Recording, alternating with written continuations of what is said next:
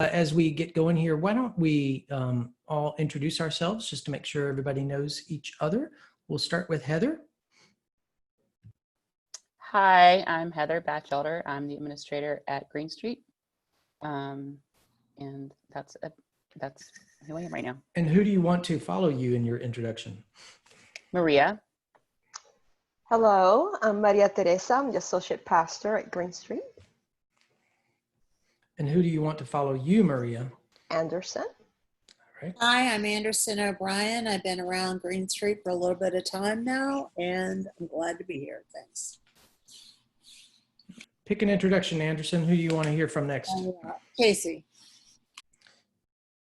Hey, everybody. I'm Chasey. I've been a member for 15 years. All right. And who's following Chasey? Jump in. Janice. You're muted. Okay. Hey, I'm Janice Wakefield, and I've been hanging around Green Street for a while. Not a member yet because I'm a retired chaplain and I have to keep my ties with the Baptists for a little while, but I'm about ready to drop that now that I'm retired. So really enjoying the study. I'm Paul, I'm Omega, and I'm looking forward to hearing about Passover. What does that mean, Omega? I'm the last on the list. Well, not yet. We've got a couple more. So, all right. Judith? Judith, can you introduce yourself? Sorry. There you are. I'm coming off another call and in my kitchen. I'm Judith. I'm a musician, and I was reminded earlier today that musicians reflect humanity, all of it. So that's why I'm on this call, to find out about Song of Songs. All right. Very good. DJ? I'm DJ. I've been around for about, 4 years, a member for less than a year. And I'm just very excited to be around everybody and hear all your voices again. Very good. Very good. All right. So let's dig in here a little bit. I will, I'm going to share the screen here. Whoops. Let's share the screen. Get this thing going on. So, oh gosh. Need to go to the beginning. Here we go. So we're looking at the Song of Songs, which is the Bible's only, I guess, maybe erotic poetry, and a book of poetry that celebrates love. And so we're going to dig into that. As you know, this series started off with looking at the 5 scrolls, the individual books of the Hebrew Bible that are often used liturgically during the different festivals of Judaism. And so Song of Songs is used during Passover. I'm not going to talk too much about Passover. Sorry about that, Paul. I'm going to dig more into this book a little bit, but and I'll tell you exactly what its use is during Passover. In Passover, they basically read the entire Bible, so Book of Exodus, but this is a little piece that they also do use liturgically, and it's an interesting selection for that day, and I'll show you why. So we're going to just dig right into it. I'm sure that you've all been reading Song of Songs, and so, this will be easy. So, who wrote the Song of Songs? That is a big question. Hang on just a second. I need to do something here so that I can see this better. All right. So who wrote the Song of Songs? First of all, was it Solomon? And the answer is no. The reason why is we often revere our heroes in Scripture with authorship. And that's true even in the New Testament. Matthew, Mark, Luke, and John, although Luke clearly wrote his because he tells us that. But there were oftentimes when you attribute a book to someone that is being passed down and used for worship, you're attributing it to one of the heroes of those books or someone that's associated with. And so for Moses, we often talk about the books of Moses, the first 5 books of the Bible. Psalms are often, we think of them as having been written by David, and a lot of them have a little tagline, say a Psalm of David. Solomon got a bunch of books, mostly because he probably paid for them. but books like Ecclesiastes, Proverbs, and Song of Songs. It is pretty clear, though, that he did not write the Song of Songs, even though it is attributed to him. I think in some of our old Bibles, it used to be called Song of Solomon. Anyway, that's a little bit about it. One of the things that other people, scholars, in looking at the book, wonder is it an anthology of poems, a collection of poems, or does it have one author? And we don't really know the answer to that. I would suggest that what it seems, the consensus seems to be coming to, is that while some of the poems seem to, not necessarily follow right upon each other, the writer or the redactor, the last editor, was clearly one person and saw them as a collection of poems, to do this dialogue between two lovers. And so there's some sense about why that is. But part of the reason why is because there's some confusion in the way in which we read it. So another question we might ask is, when was the book written and why would that be important? And the answer, the linguistic evidence tells us that it was around the 3rd century BCE. I don't know if you all know what BCE means. It's the new way of saying BC, which often, or the orderly versions, was before Christ, and then AD was Adonai Domino, in the year of our Lord. But usually we see BCE and CE, common era, or often thought of as the Christian era, but the common era, or BCE, before the common era. So the 3 centuries before the common era. Why is that important? It's important because the way that we know that is from the evidence is that the Hebrew, the poems themselves are influenced by Greek language, by the Aramaic language, and by Hebrew.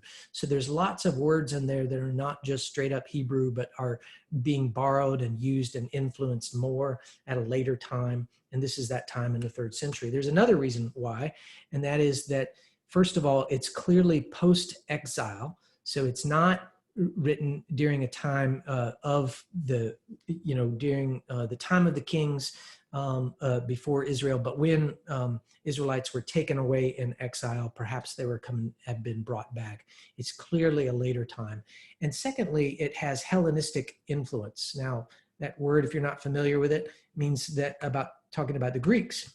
So in 332 BCE, Alexander conquers Palestine. And with that conquering comes a whole lot of culture and influence from the Greeks. So the biggest clue about all of that is that the poetry itself looks a lot, in the Song of Solomon, it resembles a lot of Greek pastoral poetry. We're going to see a little bit of why that Hellenistic influence happens, which is because of really the freedom around the expression of sexuality in this book seems to really connect very much. I mean, is much more, would be more clear in the Hellenistic world than it would be in the Judaic world, or even the Judaic Christian world. So what does the book mean? Why do we hold on to it? Well, you have to know that in all religious contexts, the book of the Song of Songs has always been interpreted as an allegory. That is, that it's not just two lovers writing poems to each other, that those two lovers represent something else. It was basically their way of avoiding the conversation about sex. Why? Because, sex is dirty and you're supposed to save it for someone you love. So, from a religious context, that's the real issue. This is what I did not know, but in Judaism, the allegorical interpretation, historically down through the ages, the reason it was put in the Hebrew Bible was because it was often seen as a relationship between God and Israel. When the reason why they use this scroll during Passover is to celebrate the relationship between God and Israel that is established in the wilderness after the Exodus. Isn't that interesting? So that is the main idea of this, that there is a connection with the divine, an intimate connection with the divine between God and between the people of Israel. Christianity spun that in their own way, and they said that no, it's a metaphor for Christ and Christ's love for the church. And in more individualistic American evangelical, maybe it's Christ and the soul of each believer. Now, when you start looking at this language, especially this erotic language that is being used by the Song of Songs, it's a pretty strange allegorical interpretation when it comes down to it. And, especially when you're talking about this, these erotic images of and this idea of a language of love, between Christ and the bride of the church. It reminds me of one theologian I knew by the name of Heather Batchelder that says, the only ones that should be talking about that kind of love, about being the bride of Christ, are really the nuns, right? So it's a little weird and strange, and yet, again, it was the church's way of dealing with the overt sexuality that is so present all throughout the collection of poems. There are some other allegorical interpretations down through the ages, and most of the interpretations are really all about the allegories, but these I thought were really interesting. One of them was that it might have been about the relationship between Solomon and Pharaoh's daughter. So it could have been, but although they don't ever identify themselves in that way, so it's a little strange, but I thought that was an interesting thing because there's all kinds of tradition around all of that. There's another one about Solomon and wisdom. And as we know, he was associated with being wise, as well as having 300 concubines, not sure how much.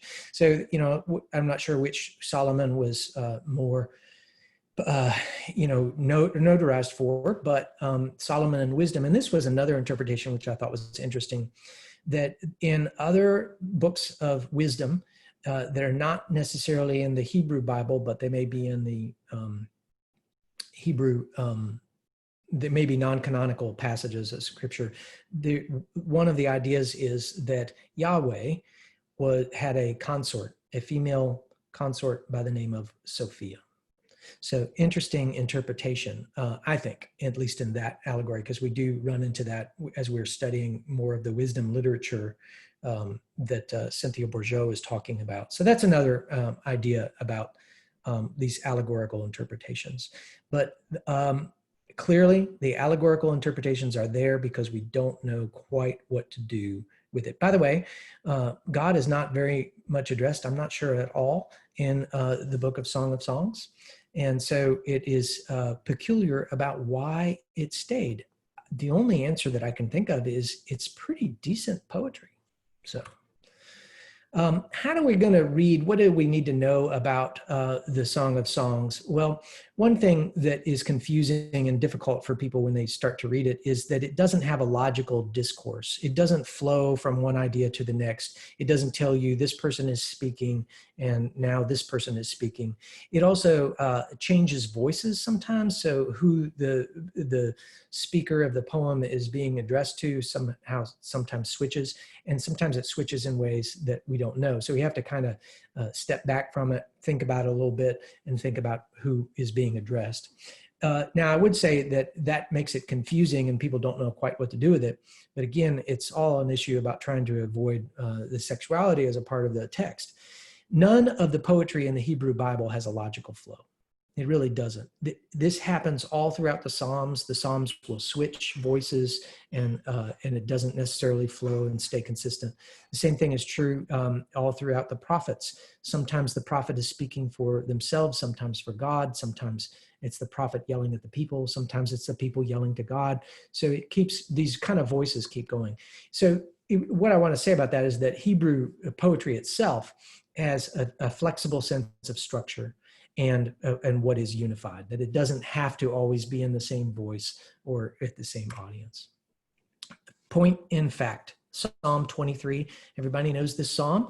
When the Psalm says, he makes me lie down in green pastures, and then, 2 lines later, you spread a table before me in full view of my enemies. Suddenly, God is a shepherd, and then God becomes a host of the table. Suddenly, God is in first person, and then suddenly it shifts to third person. So just, that's a familiar psalm where it does that, that happens throughout the Song of Songs, which makes it a little bit confusing. That's one of the reasons why they thought that it was probably an anthology. But if you look, give it another read maybe in a different translation, it comes out a little bit different. What do we need to know about reading this? Well, the majority of these poems are a dialogue or monologues that are spoken between a Shulamite. A Shulamite is a woman of Israel, woman of Jerusalem, and the beloved, and the man. So it's a male and female lovers who are speaking back and forth to each other. You should be ready for the fact that these poems are, if they are nothing if not full of hyperbole and exuberance. They are meant to really awaken a sense of passion, and so they're filled with that. And one might think in some ways exaggeration, but they are. That's about hyperbole and exuberance is really a thing. The other piece of it that I loved in reading this book that Heather loaned me is this idea of landscape.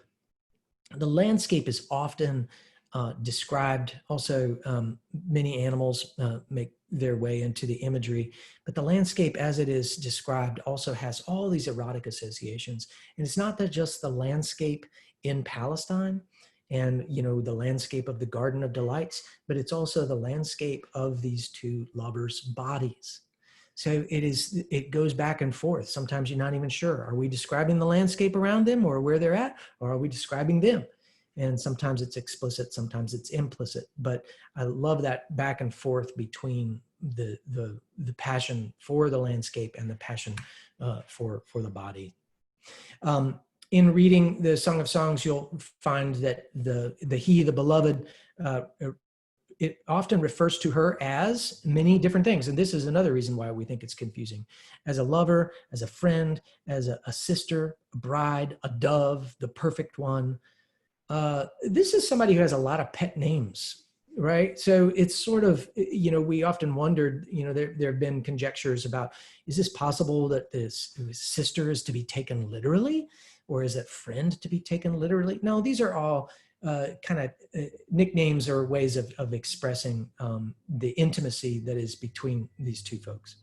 The reading of Song of Songs is filled with metaphors, all kinds of metaphors: lilies, doves, gazelles, pillars, towers. Both, by the way, you don't want to look too hard at these images because they don't line up necessarily. You wouldn't think that, maybe one would think that a tower would be male and the lilies would be female. No, they're all male and female lilies and male and female towers. The Hebrew word that is so often used, I'd like to know how many times it's used in the entire book, is dama, which means to be like. My lover is like. And then you get images, metaphors start ringing out. All right, here's a couple funny pictures. Some of you may have seen this before. The one on the left is a little bit more appealing, but if you are seeing my lover has eyes like a dove, or eyes, the doves in her eyes, pomegranate slices for cheeks. Her hair tumbles down like mountain goats. Her neck is like a tower of Siloam.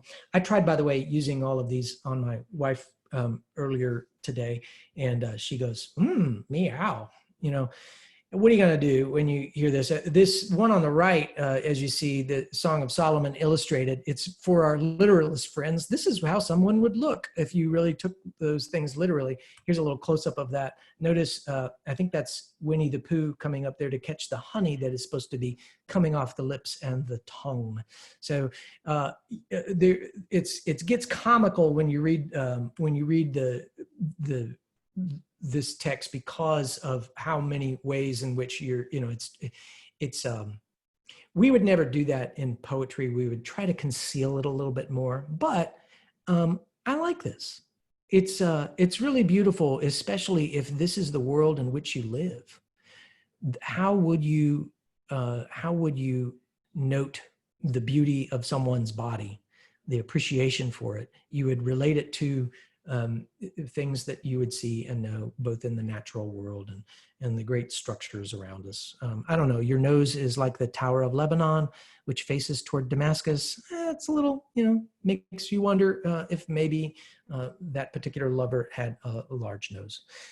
So that you get the idea. All right, so now we're here, sexuality in the Hebrew Bible. What overall might we say about sexuality as it's portrayed in the Hebrew Bible? Well, we could say a lot. So much has been written about the problems that come to us that are still part of us, that we still get taught. Like I said, sex is dirty, save it for someone you love. This is the main message of the church around sexuality for, really up until I came through Sunday school. But it's starting to be looked at, and it's interesting that the Song of Songs kind of goes against it, but against the other ethics that we run into in the Hebrew Bible. One thing we could say is that within Torah, sex is sanctioned only in marriage. In fact, there is death penalty for female adultery. So one of the reasons why we think that this book was probably written later, not just because of the linguistic evidence in the text, but because of the freedom around sexuality, which would be more welcomed in the Greek world than perhaps it would be by those trying to follow the moral codes that you would find within the Torah. Now, obviously, people still celebrated sexuality in some way, and we do find the sexual agency of women in Scripture, but it's also often that sexual agency of women in Scripture is done for the purpose of God's plan, right? So you can think of, Ruth, Tamar, even Delilah, Samson and Delilah was being used for a larger purpose for God. So even while we might in some ways recognize these women using the power of sexuality and their own agency to move a narrative forward, when it comes down to it, it's still set within the Hebrew Bible for the purpose of this story, the greater story about God. And so it's not so much necessarily about a celebration of women's freedom of sexuality. One person called it this way: these women are thought of as really the handmaids of sacred history. So oftentimes they're being used in the story around their sexuality for seeing the greater purpose.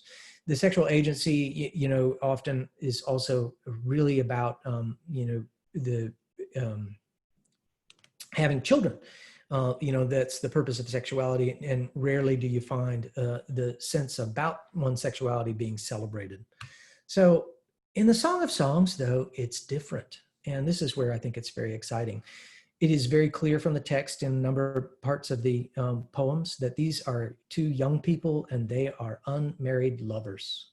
Unmarried lovers. We don't know how young the young lady is. At times, I think it's referred to even a very few years, but these are young people and unmarried lovers. And so again, we're already outside of the rest of the Hebrew Bible's ethics around sexuality. Whoops, let me go back one. So the Song of Songs is definitely a celebration of erotic love. That's just all there is to it. That's what this is about. Not so much celebration of erotic love in the eyes of God or for the purpose of God or for procreation purposes. No, this is just about desire and love and appreciation for one another.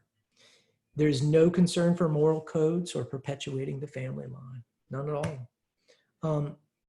This is interesting in the book that I'll refer to in a minute.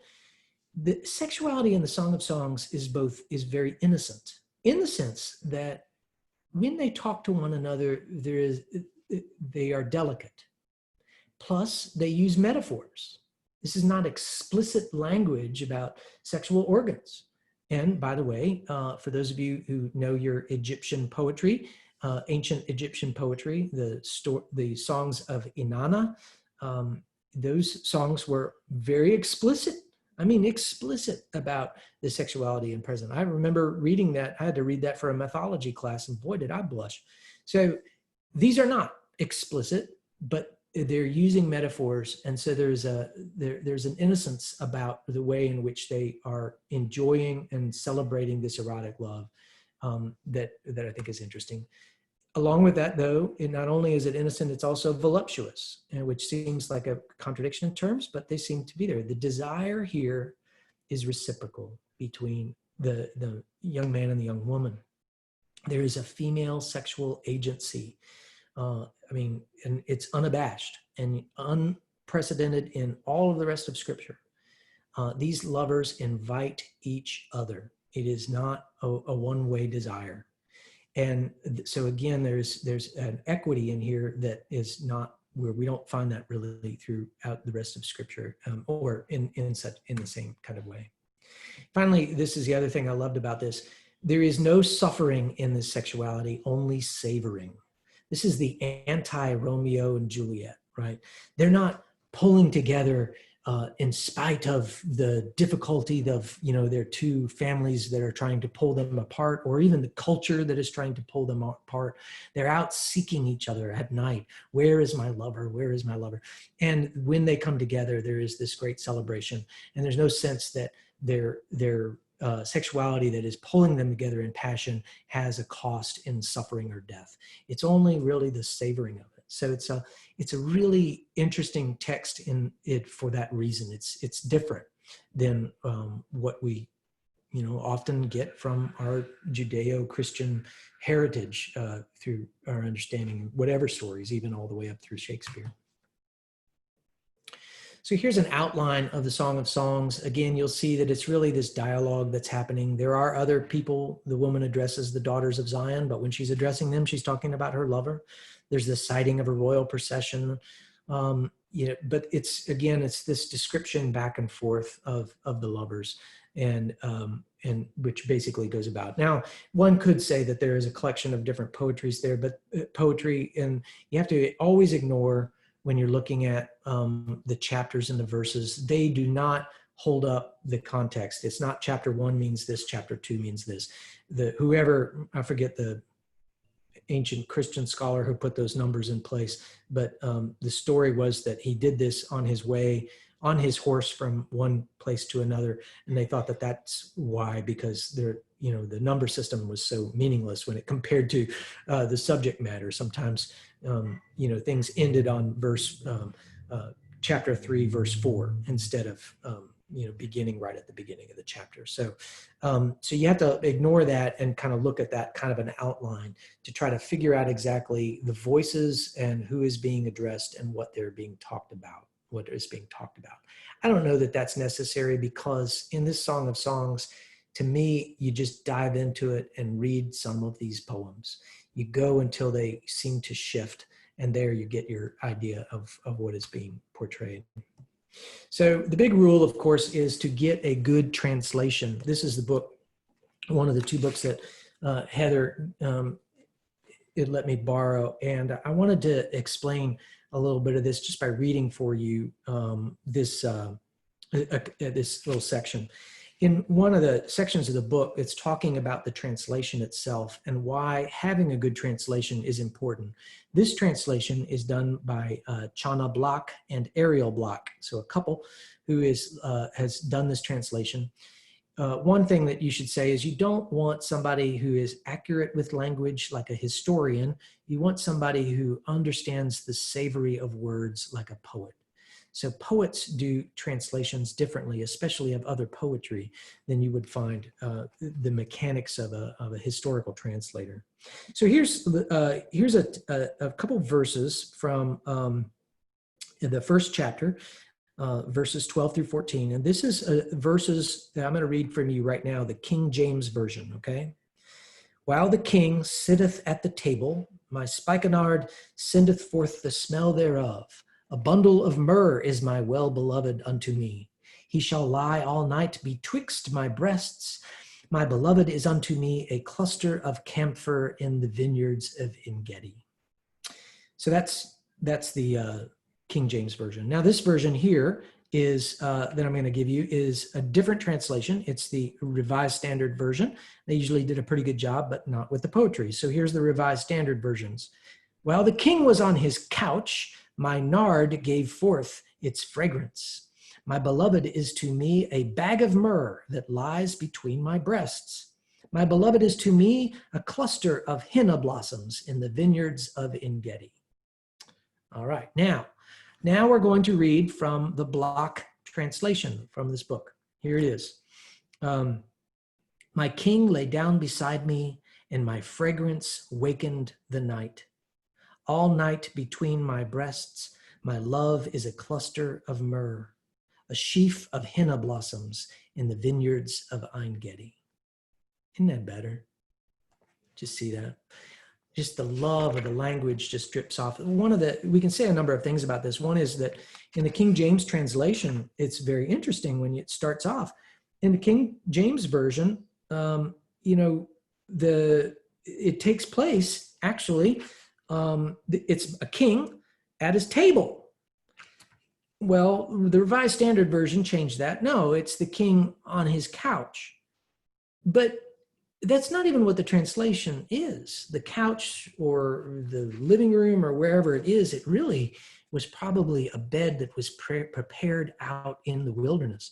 And so when you get to the block translation, the good translation, my king lay down beside me.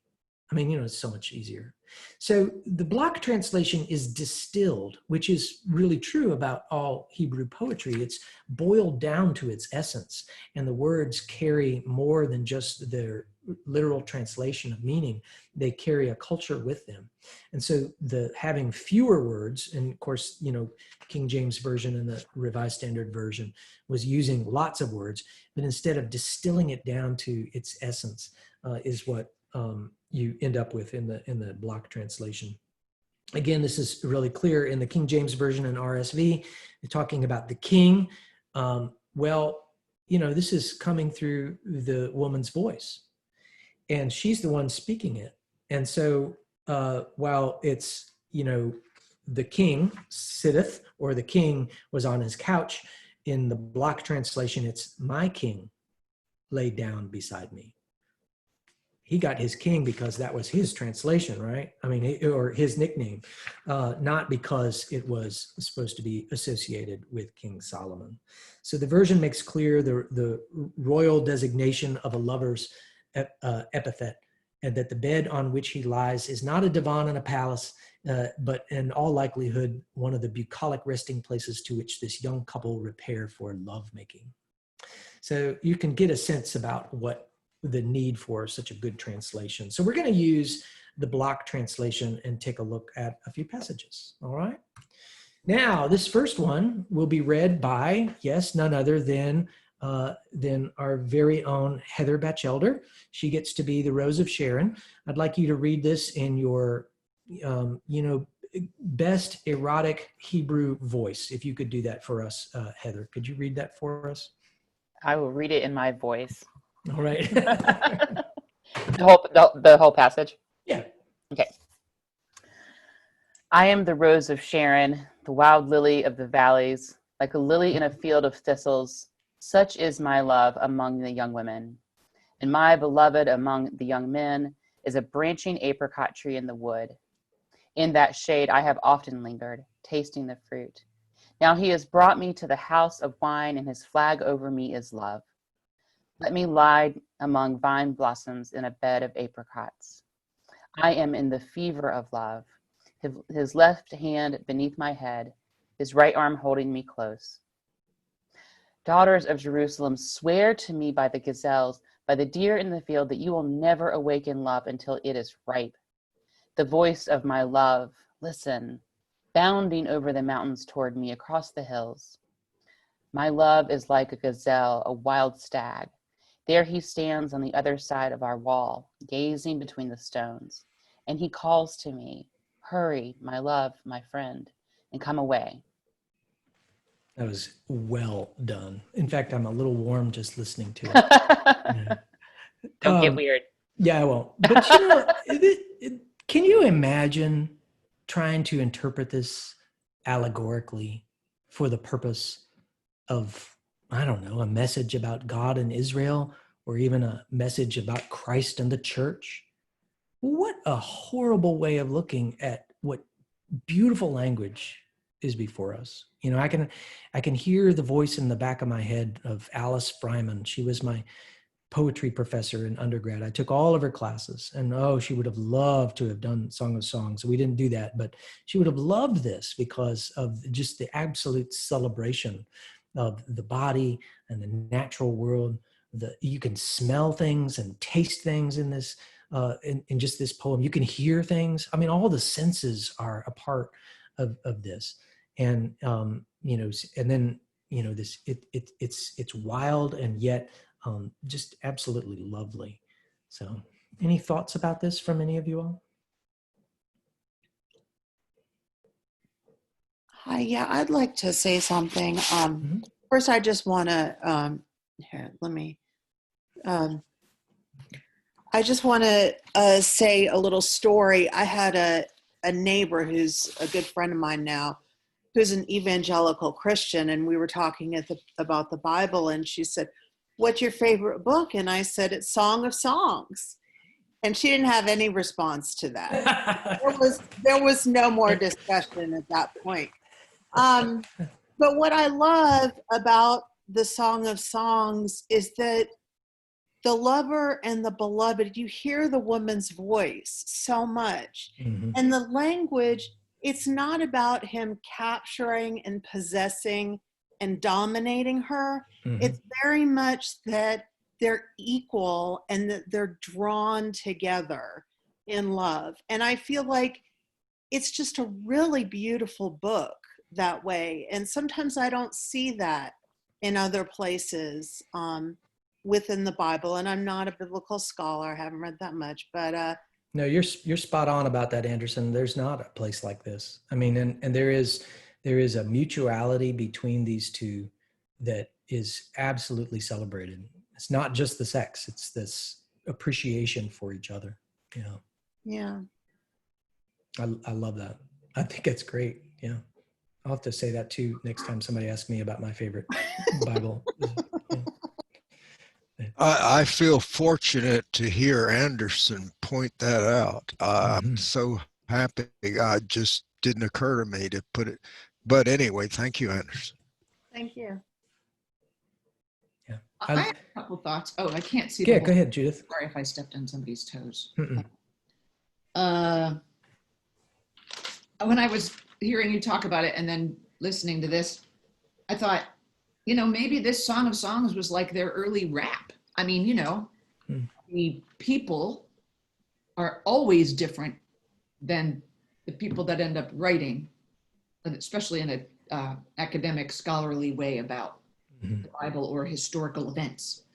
And I thought maybe it's early rap or maybe it's code for something. I mean, obviously that's what you're talking about with allegory. And I thought, and again, I really don't know what I'm talking about, but I'm just putting this out there. We did a little book study through Interfaith a couple years ago on Hafiz, and it was like his best of poetry. And I think my understanding, again, I might be totally off the mark, was that the poetry, which is very much like this in its sensuality, yes, was our relationship with God in ourselves. So I thought, in all of your ways of discussing it, I didn't hear that as an option. And I always thought that's what this was in the Bible. Yeah, well, I think, yeah, well, let me just say, Hafiz, you're absolutely right, is as a poet is as sensual as this, and definitely borders on the erotic, but also explicitly is talking about God. True. Moves back and forth between the sensuality and God, much more intentional than this is. I'm just telling you, I didn't say this clearly. I think that the allegorical interpretation of this book is just bunk. This is really powerful love poetry. And I mean, that's powerful love. God has powerful love for us. Why does it have to only be saintly? yeah, exactly. Well, and again, we don't know what to do with it because of the power of sexuality. We're scared to death of it. So it's sort of like, we've been made to be scared of it by the rest of the Bible. So we don't know what to do with this. So the only way that we can do with it is, all of the allegorical interpretations, except that last one, maybe between Yahweh and Sophia, which I think is interesting. All of those allegorical interpretations are ways to tame the sexuality, ways to put it in a context where we can talk about it. I'm not saying that we don't have other places in scripture where we talk about a really deep intimacy with God, but not like this, not so sensually. And this is, so to me, this is not to be read allegorically. It's to be appreciated as two people celebrating their sexuality, and that in and of itself is divine, as I'll get to a little bit. So Kelly, DJ has their hand raised. okay, I'm sorry, DJ, I can't see you. I know that. No, I mean, it's, anyway, I didn't want to step over everybody. What I had always heard was that this book was, yes, there's the allegory about, Christ in the church, but also that, and that's reflecting back, just like all of the scripture that's, foretelling Christ. You don't see it until you look back. But at the time that this was written and put in Old Testament, it's about the marriage between a husband and wife, and to be a model of what that relationship's supposed to be. Because back then there were so many marriages and relationships that were prearranged, that were dysfunctional, and they wanted to help bring more love into it, and this was to be an example for that. Yeah, I think that matches up pretty well. But where I think I would differ with that in the reading of this text is that we don't have a married couple. There are places, I didn't look them up, where it's really clear that this is an unmarried couple, and a celebration of their sexuality, looking for each other, not within their home, but outside, and all of that, these engagements that they're having. So it's, and I agree with you. I think that the intimacy that we are meant to have within a covenanted marriage bond ought to have this too, but that's not what we get in the understandings of the covenants from the rest of scripture, especially when you're talking, like you said, about arranged marriages and whatnot. And so this sticks out very different than what I would say is you're going to find from the rest of scripture. But you're right. That is the interpretation that I have heard. I've heard evangelicals give some sermons on this that I thought were pretty interesting, because they didn't lean away from the overt sexuality, but they didn't quite know what to do with it, because they kept trying to bend it towards the allegory. They let it stand on its own, of the text, but they were also not knowing exactly how to bend it back towards the allegory. I think it's better if we were to see these as two human beings, speaking to each other, two poetic young people who are giving voice to their own desire, and let it stand on its own. Let it stand on its own for a little bit, instead of trying to squeeze some theological meaning where maybe it wasn't a part of it. So that's my 2 cents. Let's do another one. This one will be read by Maria Teresa Jones, who smirked when she announced on Sunday that I was going to be teaching this.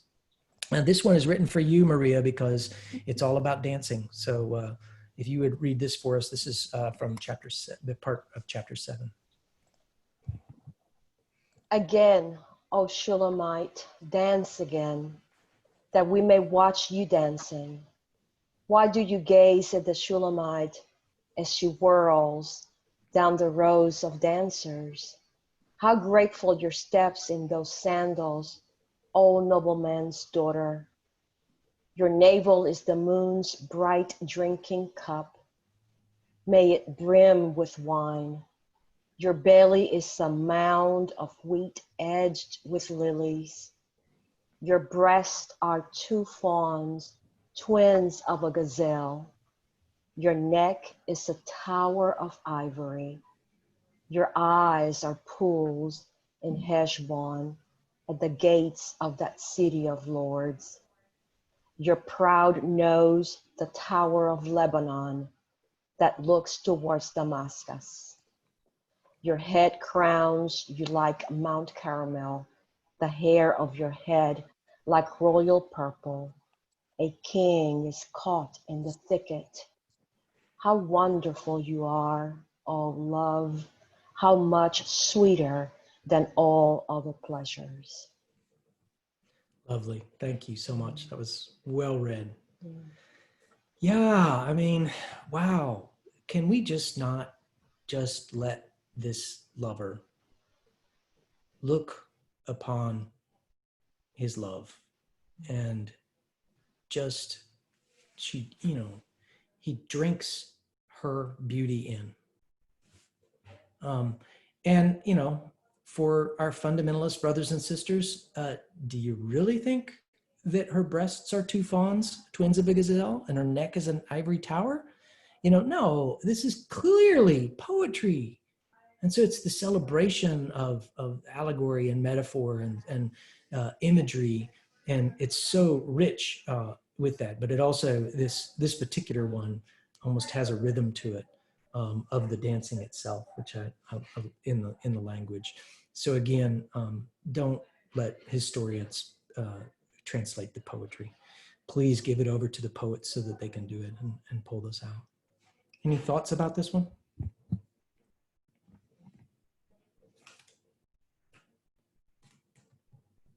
The block gives it the language about dancing.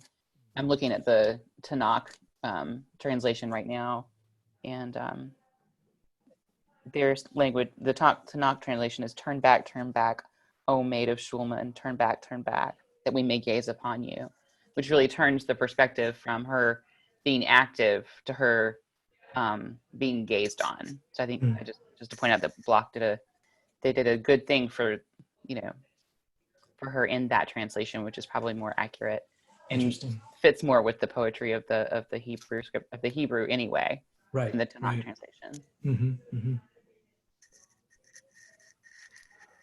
And probably the Tanakh and the King James are often pretty close together, so I'd imagine it also says turn back. I'm sorry, but my favorite line is, "Your navel is the moon's bright drinking cup. May it brim with wine." Yeah, I just think that's a little weird. Yeah, I like it a lot. I love it. I love it. It's really beautiful. Again, it's if you think about this in the 3rd century BCE, I don't know that you would probably use language like this, but just the richness of the imagery. It's playful and definitely hyperbole, but what a celebration. When you mentioned the languages it was originally written in, you mentioned there was a few of them. Is it that in each poem there's one language it was written in, like Hebrew for this poem and Aramaic? Good question, Judith. So some of the terms there, it was written in Hebrew. The scroll was written in Hebrew, but some of the terms that were used in Hebrew were not used in texts that were maybe 5 centuries older. So those words that are being used are influenced by Aramaic language and by the Greek language. There may be also some references. Most of these are all Palestinian references, but there may be some references that are more common to Greek culture than they are to Hebrew culture. I'm not enough of a scholar to talk about what that is, but that's how we know. That's why we would say this was written in the 3rd century as opposed to the 7th century BCE. Does that make sense?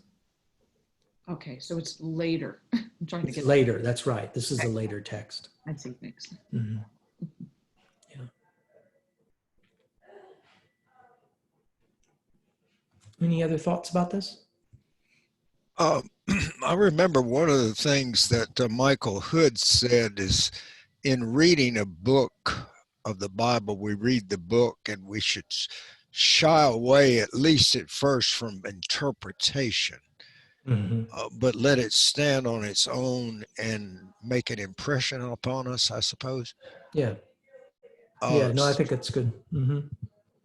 But, my bent is toward interpretation. Your proud nose, the Tower of Lebanon that looks towards Damascus. I'm just curious, what's in Damascus? Yeah. But again, that's getting into interpretation. Yeah, definitely. Well, and again, for the context in which that was written in, they had a clear understanding of that. That probably would have been very clear for people in that particular decade or 20 years around the writing of that. Yeah, I or even always the thought memory this of it. was, I always loved this part because I feel like it's sort of him saying like you are a map of the world for me. Mm-hmm. Like your body and your face, and like you are everything that I know That's that's in nice. the Yeah. world. Yeah, that's great. Yeah, the idea of the landscape Hmm. and the landscape of her body, right? Yeah, going to back to that idea, Paul, I was thinking about what we always tell the kids in confirmation is that the Bible is not one book; it's a collection of books, and we read books differently from each other. If we go in with an interpretive lens, then yeah, we are going to try to be squeezing a certain theological meaning out of this. But if we receive this as for what it is, erotic poetry, then perhaps we read it in that way and try to appreciate it in that way. The author does not seem to be concerned with trying to get a lot of theological meaning out of here. It's more about trying to get an accurate description of what this person looks like to them and what it is, what that sight of the love is doing for them. So it's sort of it's the map different. of the world Yeah, I love that. around them. Yeah. Wow. That helped. That so clears it up for me. Mm-hmm. But again, I don't know where Heather comes from or where she's going, but she always comes up with stuff like this. Oh, wow. Okay. I'm out of here. I'm going to shut up. No, you're good. You're good. Any other comments on that?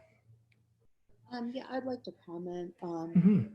Yeah, I'm really grateful that you introduced me to this translation. I don't have as good a translation, but I would like to just read one verse from this. This is in chapter 4, 16. Awake, north wind, and come, south wind, blow on my garden, that its fragrance may spread abroad. Let my lover come into his garden and taste its choice fruits. And at various points in this poetry, I felt like their love was actually creating the garden, that Mm-hmm. Mm-hmm. they were creating the universe that they inhabited. And I feel like that is something that lovers do. Mm-hmm. You get swept into the spell of love, but you also create the environment that you live. You can always tell someone who is madly in love. I mean, they can't hide it. So Right. I love that about this. Yeah, Anderson, I love that idea. It reminds me of a book called Second Nature by Michael. What's his name? Michael, somebody. And he writes about a garden, and that a garden, by definition, is not the home. It is in the wilderness, but it is walled off from the wilderness. So in a sense, it's sort of like borrowing a space of the wilderness for the purpose of growing foods or directing plants to be grown in a particular area. I think about this a lot as I'm trying to build a farm. It's in the wilderness, and it that is part of the struggle and the difficulty. But the taming of the wilderness into a garden, but even a garden has to be managed, otherwise it will be reclaimed ultimately back into the wild. And here, there is a sense where these two lovers they're meeting less inside and more outside. And so the landscape itself is a place where they're not only meeting in the wild, but they're experiencing the wild of their passion for one another, which is, I think, really, really quite beautiful. But yeah, I like that idea of them creating this garden together. They're finding a space in this landscape to tame and to create a space for themselves to celebrate love. All right, I'm about out of time. I want to say something real quickly. This comes from my presentation that some of you all have seen about dream work. This is a take that I think it might be helpful to us. Sigmund Freud, after the Enlightenment, took a big deep dive into the unconscious. He often claimed that he discovered the unconscious, which he didn't. He noticed that all the imagery that you find in dreams was sexual in nature. And so he thought all of the imagery in dreams was about sexual repression. And he was the one who said dreams are the royal road to the unconscious. Well, Freud was a very devout atheist, and he believed that any religious imagery that you would run into in your dreams was all about sexual repression.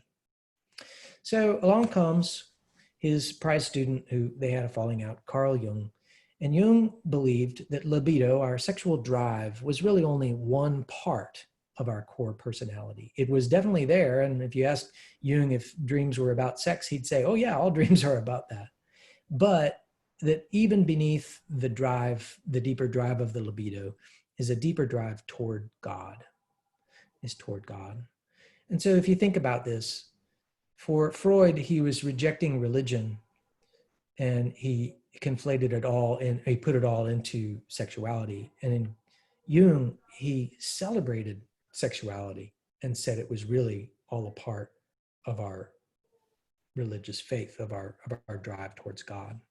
And I want to say that just because I think that the distinction of that is two ways of dealing with sexuality, and we're still recovering from what we have inherited about our messages around sexuality in the faith.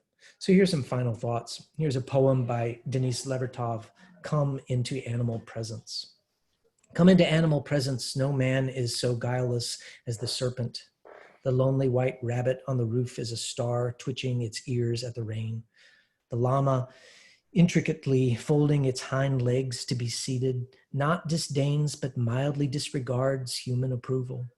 What joy when the, I don't even know this word, insouciant armadillo glances at us and doesn't quicken his trotting across the track of the palm brush. What is this joy that no animal falters but knows what it must do? That the snake has no blemish, that the rabbit inspects his strange surroundings in white star silence. The llama rests in dignity. The armadillo has some intention to pursue in the palm forest. Those who were sacred have remained so. Holiness does not dissolve. It is a presence of bronze. Only the sight that saw it faltered and turned from it. An old joy returns in holy presence.